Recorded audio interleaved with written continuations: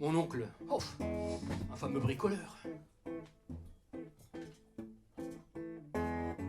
Mon oncle, un fameux bricoleur, faisait en amateur des bombes atomiques.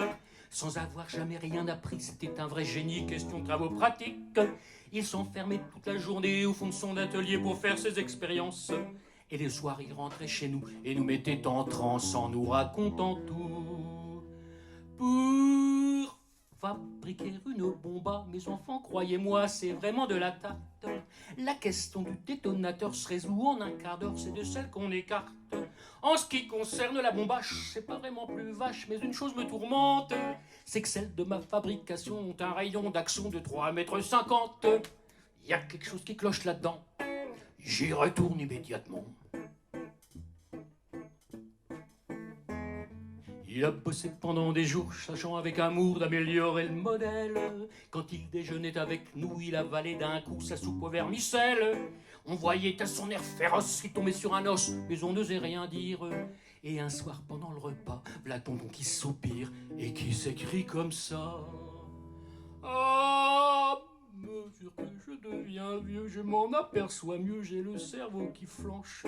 Soyons sérieux, disons le mot, c'est plus un cerveau, c'est comme de la sauce blanche.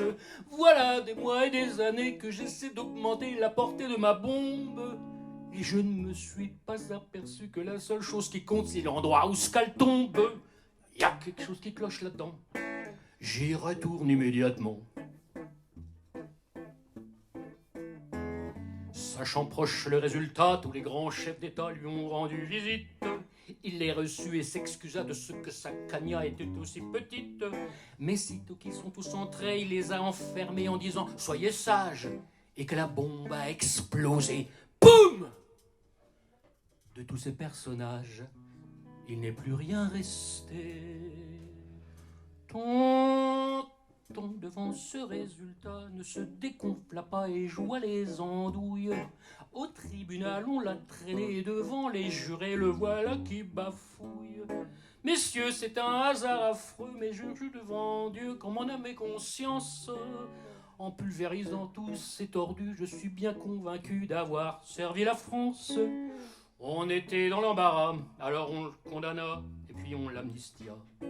Et le pays reconnaissant l'élut immédiatement chef du